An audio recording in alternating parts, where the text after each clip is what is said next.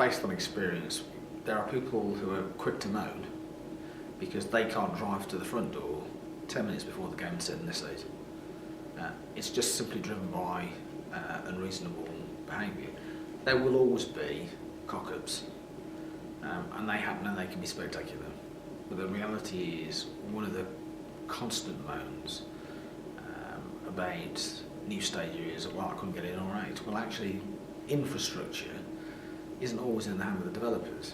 Now, we tried to drill down in Dunedin, and so following the Elton John show, which was the first time that a substantial show had been in the city of that nature, full stop, we had a number of people who said they were disappointed with the out. And when we actually phoned them to say, well, look, what was the issue, single issue that drove you? One of them came back and said, look, I wanted to get out as quick as I could. It took me 40 minutes to go from the stadium to my house. And actually, when we talked to him, it came out that actually what he meant was, from the time that Elton got off the stage to the point he got into bed was 40 minutes. And that was so short a period of time, so long a period of time, he needed to complain about it.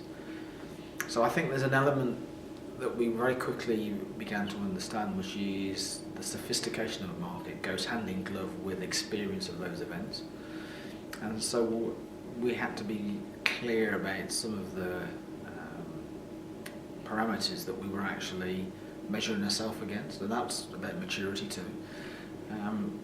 And today's conference has just perhaps sort of given me an elbow, a bony elbow maybe in the start. So look, in your new position in Edinburgh, you've got to adjust those sights again against what people are saying to me about Murrayfield. Now, Murrayfield's a really good stadium, and in the current climate that I've got, where I don't have a head coach, I've got a really good interim coach, but I don't have a head coach. I've got some slots to fill for a team that finished 10th out of 12 last year. So there are some priorities which, quite frankly, sit way ahead of the stadium. Now, I fully understand that, I forget what the average gate for last season was, about 3,500. In a recent poll, we were the 32nd out of 36 in professional rugby in the Northern Hemisphere. So there's a lot of work we can do in terms of getting people through the door. And the reason I focus on that more than I do the stadium is the stadium's safe. The playing surface is a good one.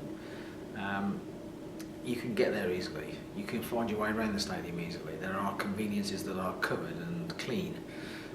The staff, while everybody can criticise the security staff, they're still minimum wage, basic trained staff that populate every venue in the country.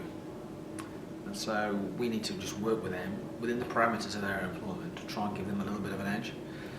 But there's actually nothing wrong with the stadium. Yes, we're going to have to engage our fans to see what we can do to make it better, but saying let's schlep out somewhere else probably isn't going to cut it in a city that's got really strong planning laws around what is, let's be clear about it, a very iconic backdrop, which includes the castle. So there's no easy answers to that. And actually, when you compare it to needing a head coach and trying to improve your playing record, and you've already got a decent stadium, it's just not on the top of the list. So no switch to a smaller stadium anytime soon? I'm not saying that. The reality is, I have to work to make sure the experience improves, of course. That's not the same as saying let's spend millions and go somewhere else. Edinburgh is a market that's got rugby at its heart. I mean, we've got 4 of the Prem 1 teams. There are a couple more in the lower 2s and 3s.